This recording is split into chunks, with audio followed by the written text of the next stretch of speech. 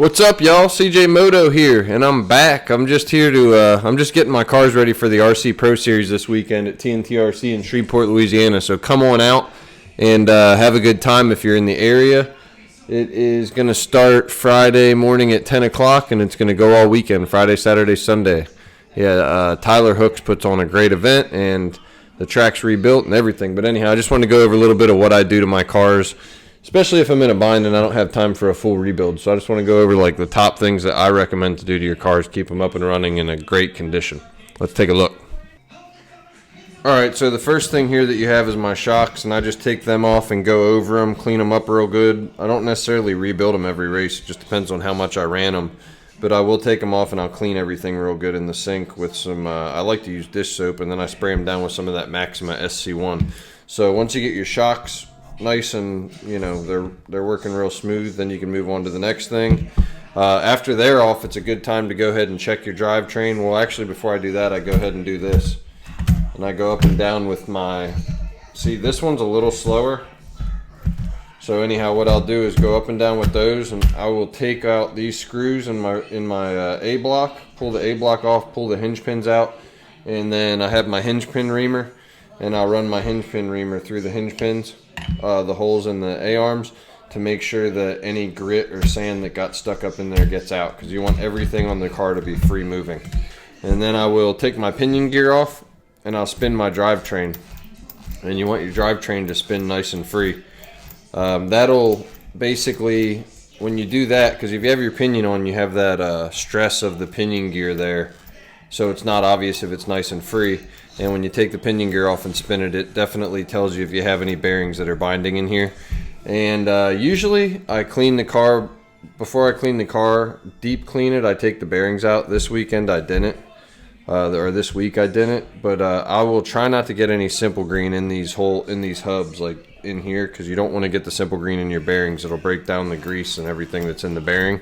So I will simple green the whole car, pressure wash it off. Both cars have that done. And then after, or not pressure wash it, air it off with some compressed air. And then after that, I coat the whole car in SC1. And then I take Tech Wipes, and I basically just go over the whole car and get everything out. Another thing you want to do is go over here to your, where all your ball joints are that attach to your rods here, like your, what's that called? Your dang, brain fart. These rods, you know what I'm saying. Tie bars, whatever the heck you call them. I'm not brain fart big time. But anyhow, you want to go to those and go like that and make sure they're free. If one of those is, if you can't move those, you gotta wrench on one of these ends a little bit to get that free movement. You want those to all be able to move back and forth freely. You don't want it to be bound up because they're turned at opposite directions, if you understand what I'm saying. Then you want to go over to the motor. Oop, there goes that. We're going to go over to the motor and just make sure the motor spins nice and free. You want to make sure your ESC is still nice and tight. This is all basically based on electric racing.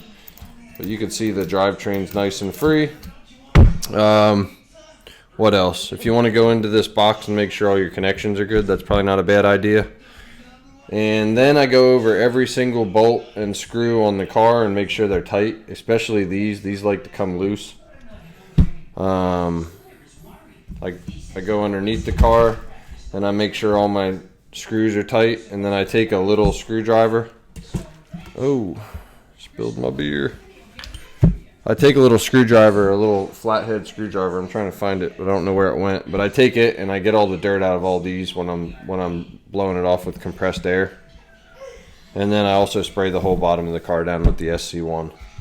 So once you have all that nice and free, then depending on how much run time you have on your diffs, you want to go ahead and rebuild your diffs. You don't have to do that all that often. I do it probably more often than I need to.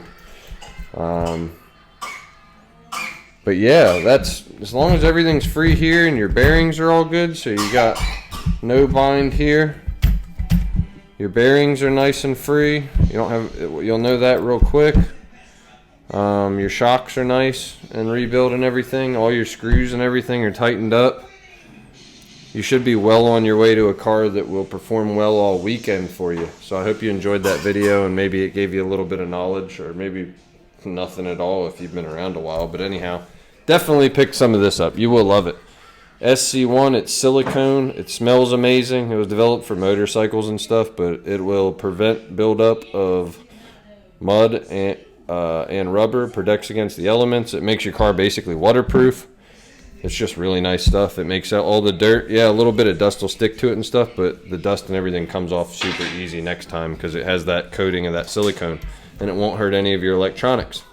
Anyhow, I hope you guys enjoyed that little bit of video, and I'll catch you around. I hope to see you at the track. Come up, say hi, and I'll put you in a video if you want me to. And I really enjoy your participation. I appreciate all my subscribers. Please like, share, and subscribe. CJ Moto out. Thank you so much. Y'all have a great weekend.